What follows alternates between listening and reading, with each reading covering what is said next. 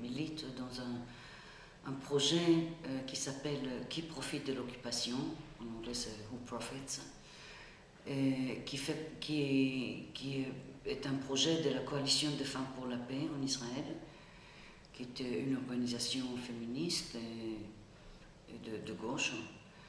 Et c'est une organisation arabo-juif, judéo-arabe. Et donc le projet Qui profite de l'occupation est fondé en 2006.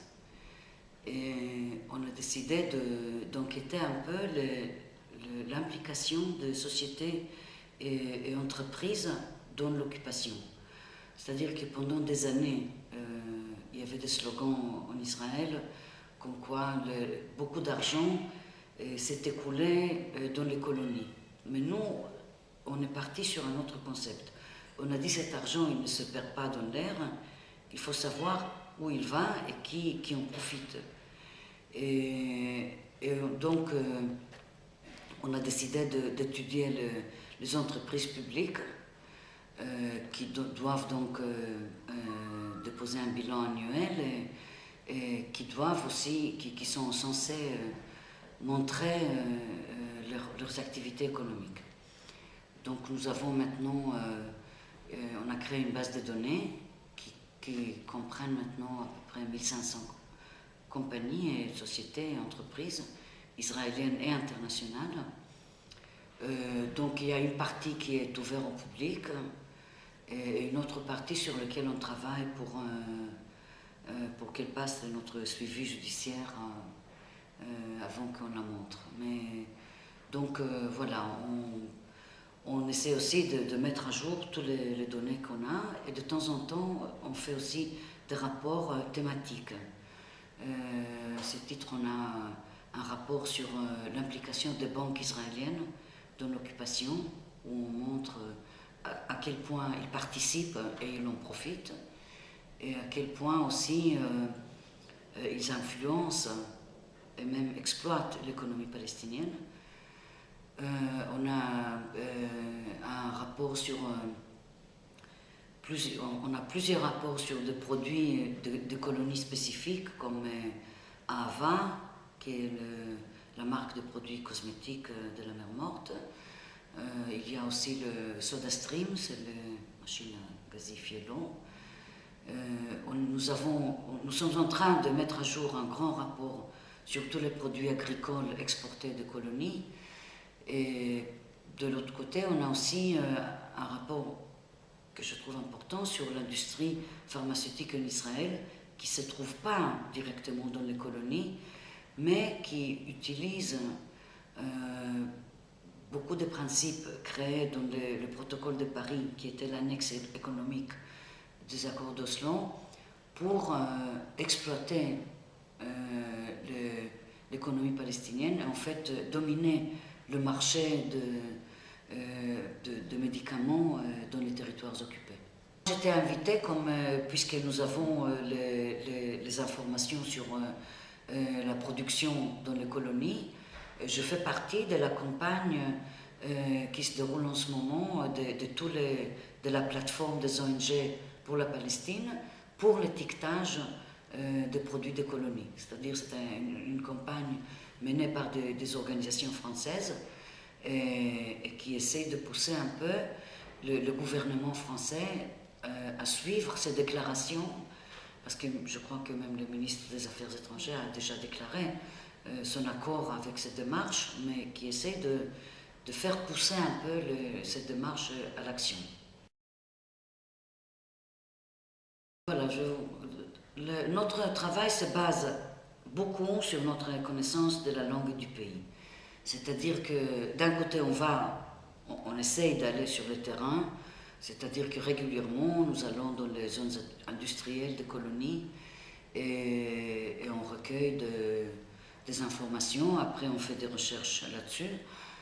Nous avons aussi la coopération d'Active Stills, c'est une association de photographes palestiniens et israéliens qui nous aident à recueillir des informations et de documenter les informations qu'on recueille. Il y a beaucoup de militants qui se trouvent dans le territoire et qui sont tout le temps à l'attente de chercher des logos dans les checkpoints de compagnies ou même de personnes qui portent des logos ou de voitures ou bien sûr les usines et toutes sortes de choses qui peuvent nous servir. En plus, on lit le bilan annuel des entreprises. Là, il se cache beaucoup d'informations qui est en fait qui est ouvert qu'aux personnes qui lisent l'hébreu. Et on lit bien sûr les journaux, des fois on mène des entretiens téléphoniques et dans des cas extrêmes, on se porte sur à la loi le libre accès à l'information.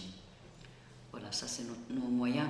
Il y a vraiment pas de... Enfin, on ne fait pas d'espionnage industriel ou de choses très secrètes, c'est tout ce qui est ouvert au public. C'est pour ça qu'on a choisi d'ailleurs les entreprises publiques. Le commerce extérieur le plus important que mène Israël, c'est avec l'Europe. Et nous, on veut montrer à quel point le produit des colonies s'infiltre dans le marché européen, malgré le fait que, et non seulement il s'infiltre dans le marché européen, mais il bénéficie des accords préférentiels, du commerce préférentiel qu'Israël a avec l'Europe. Ça aussi, c'est suite à des accords d'Oslo. L'Union européenne a décidé de récompenser toute démarche israélienne pour la paix. Alors que nous, en tant qu'organisation de gauche en Israël, on trouve qu'Israël ne suit pas toutes les démarches qu'il est obligé de mener pour la paix, mais le pays continue de bénéficier d'un haussement continu de tous ces accords. Et je crois qu'en ce moment, d'après nos informations, Israël bénéficie d'un état préférentiel comme n'importe qu'il n'y a pas un autre pays qui en bénéficie autant. L'État d'Israël bénéficie d'un État très très préférentiel. Et non seulement il y a beaucoup d'allègements de taxation, c'est-à-dire que les produits israéliens ne payent pas des impôts comme produits d'autres pays, mais d'après les accords d'Oslo, ces privilèges doivent s'accorder non pas aux produits de colonies. Et je sais qu'en ce moment, il y a une démarche de ministre des Affaires étrangères de l'Union européenne pour étiqueter les produits qui viennent de colonies, non seulement pour pouvoir distinguer qui peut bénéficier de ces privilèges, mais aussi pour informer les consommateurs européens sur les produits qu'ils consomment et de permettre aux consommateurs de consommer de façon éthique. Par exemple, tout ce qui vient de la vallée des Jourdains n'aboutit pas vraiment, c'est des produits de haute qualité, ils n'arrivent pas tellement dans le marché israélien. Ils arrivent plutôt en Europe. Et donc, puisqu'ils sont distribués par des distributeurs qui ne distinguent pas entre produits israéliens et produits de colonies, en fait, les consommateurs en Europe, quand ils achètent un produit Carmel, Agrexco ou Madryn ou n'importe quel autre grand distributeur, ils ne peuvent pas savoir. Ce n'est pas assez, mais c'est le premier, ça sera, si elle aboutit, ça sera la première étape très important, et très important aussi pour la gauche en Israël, parce que nous, on revendique depuis un moment, même à l'intérieur du pays, l'illégalité de colonies, et on trouve que beaucoup de fois on parle des solutions grandes, un État, deux États, toutes sortes de choses, mais on oublie le fait que la colonisation continue et s'accroît.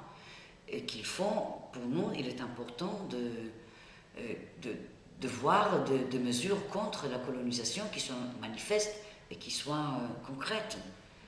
Et ça serait une.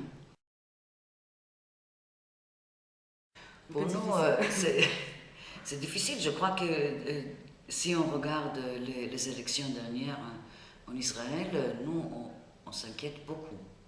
On s'inquiète beaucoup parce qu'on a l'impression que la société israélienne, elle est très indifférente, sinon même qu'elle soutient beaucoup tout le projet colonialiste israélien et que la colonisation se renforce et qu'il sera de plus en plus difficile de défaire cette colonisation. Et donc, je crois qu'on a besoin beaucoup de la pression extérieure pour continuer les démarches, même sinon arriver à un accord, mais vraiment arrêter cette détérioration aussi dans la situation politique, mais aussi dans la situation civile. Les Palestiniens dans les territoires subissent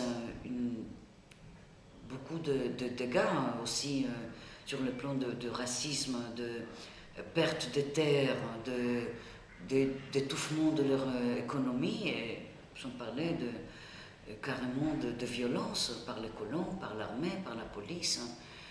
Il y a dans beaucoup de domaines, on voit, nous, l'installation d'apartheid dans les colonies, dans les territoires occupés. C'est-à-dire il y a fragmentation des territoires, il y a un régime de routes, des autoroutes séparées pour les Palestiniens et pour les colons juifs. Il y a un régime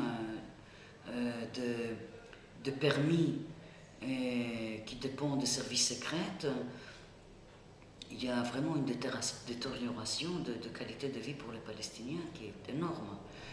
Et de l'autre côté, il y a une telle ségrégation géographique avec le mur de séparation et le fait qu'on n'utilise même plus les travailleurs palestiniens, donc il n'y a pas de contact de la population, de deux populations. Donc on peut vivre en fait en Israël dans une certaine aveuglement total de la situation de droits de l'homme et de la situation économique, et politique et culturelle dans les territoires occupés. Et ça, c'est un contexte très inquiétant pour nous dans la gauche israélienne. Parce que ça ne peut pas se bien terminer. On s'inquiète pour nos partenaires palestiniens, mais on s'inquiète aussi pour les Palestiniens, citoyens d'Israël. Il y a de plus en plus de villages non reconnus, et il y a ces jours-ci d'expulsions graves de Bédouins qui sont citoyens de l'État. C'est quelque chose qui pour nous est très difficile à transmettre à nos partenaires aussi en Europe. Il y a une situation de racisme qui s'aggrave aussi dans les villes mixtes de Lourdes, Ramleh, Saint-Jean d'Acre. Il y a de plus en plus une sorte de colonie interne, c'est-à-dire qu'on essaie de déplacer les Palestiniens qui sont dans des villes mixtes et de les pousser vers les villes et villages qui sont entièrement palestiniennes pour ne pas avoir vraiment de villes mixtes. Ça, c'est des choses qui nous inquiètent énormément. Je voudrais ajouter que nous, dans la gauche israélienne, on a besoin de l'implication aussi de la gauche européenne dans tout ce qui nous arrive, parce que cette attention nous aide. C'est-à-dire qu'on dépend un peu de l'attention du monde sur ce qui arrive. Parce qu'ici, il n'y a pas d'inquiétude pour la région et aussi participation dans le processus de paix. On risque de ne pas l'avoir.